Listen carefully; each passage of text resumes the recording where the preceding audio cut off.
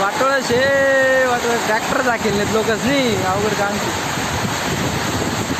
Okay, मागील काही दिवसांपासून आपण बघतोय की दक्षिणेकडनं येणाऱ्या आर्द्रतायुक्त वाऱ्यांची जे प्रमाण आहे ते वाढलेलं आहे आणि त्यामुळं उंच ढगांची निर्मिती होऊन काही ठिकाणी काल थंडरस्टॉर्म्स म्हणजेच गडगडाटासह पाऊस पडला आणि तो बेसिकली दक्षिण मध्य महाराष्ट्र, मराठवाड्यातील काही जिल्हे आणि विदर्भातील बऱ्याच ठिकाणी आपल्याला तो पडलेला दिसून आलेला आहे आणि ही परिस्थिती येणाऱ्या 2 दिवसापर्यंत असण्याची शक्यता आहे आणि त्यानंतर हळूहळू कमी होईल असं दिसतंय.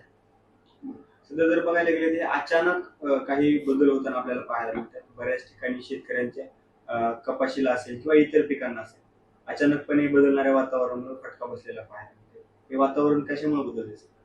हे ट्रान्झिशनमध्ये ज्यावेळी फेब्रुवारीमधून आपण मार्चकडे जातो, या ट्रान्झिशनमध्ये अशा प्रकारचं वातावरण बऱ्याचदा आपल्याला दिसून येतं आणि यामध्ये वाऱ्यांची दिशा बदलते. ज्यावेळी आपण हिवाळ्याकडनं उन्हाळ्या जो ऋतू आहे त्याच्याकडे ज्यावेळी आपण शिफ्ट होते त्यावेळी बऱ्यापैकी बदल होत असतात आणि आता मी जसं सांगितलं की मागील काही दिवसांपासून साऊथ ईस्टर्ली विंड्सचा डॉमिनन्स वाढतोय आणि त्यामुळं अशा प्रकारची परिस्थिती निर्माण झालेली आहे.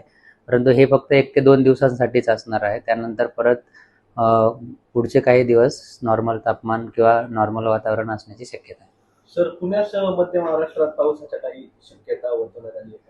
पुण्यासाठी आता ढगाळ वातावरण असण्याची शक्यता आहे. पुण्यामध्ये पावसाची शक्यता आता तरी आपण दिलेली नाही आणि ढगाळ वातावरण येणारे 2 दिवस असण्याची शक्यता आहे. त्यानंतर परत आकाश निरभ्र राहून तापमान सुद्धा नॉर्मल असण्याची शक्यता आहे. पश्चिम महाराष्ट्राचं जर बघाल तर दक्षिणेकडचे काही दक्षिण मध्य महाराष्ट्रातले काही जिल्हे आहेत तिथं तुरळक ठिकाणी पाऊस पडू शकतो, ज्यामध्ये सोलापूर आहे, सांगली आहे, सातारा या ठिकाणी आपल्याला तुरळक ठिकाणी पाऊस पडू शकतो आणि त्याचा काही इम्पॅक्ट खूप मोठा होईल असं तरी दिसत नाही. इकडं मराठवाडा आणि विदर्भामध्ये कसं वाटतं? मराठवाड्यामध्ये आज आणि उद्या हलक्या ते मध्यम स्वरूपाच्या पावसाची शक्यता आहे. विदर्भामध्ये काल काही ठिकाणी गारपीट आणि हलक्या ते मध्यम स्वरूपाचा पाऊस झाला. अशीच परिस्थिती येणारे 2 दिवस आज आणि उद्या असण्याची शक्यता आहे. त्यानंतर परत नॉर्मल परिस्थिती होईल. शेतकऱ्यांनी काय काळजी घेतली? ज्या ज्या जिल्ह्यांमध्ये येलो अलर्ट दिला गेलेला आहे किंवा गारपिटीची शक्यता दिली गेलेली आहे अशा जिल्ह्यांमध्ये माझ्या मते त्यांनी जे पिकं काढणीला आले आहेत किंवा ते काढून घेतले पाहिजे. त्याचबरोबर जे ऑर्चर्ड्स आहेत किंवा ज्या मोठमोठे जे हॉर्टिकल्चर क्रॉप्स आहेत त्यांची काळजी घेणं गरजेचं आहे किंवा इतर जे या सीझनमध्ये मोस्टली हार्वेस्टिंगचा पिरियड आहे तर मोस्टली जे काही पिकं आहेत ते हार्वेस्ट करून घेतले पाहिजेत आणि हॉर्टिकल्चर पिकांची काळजी घेणं गरजेचं आहे.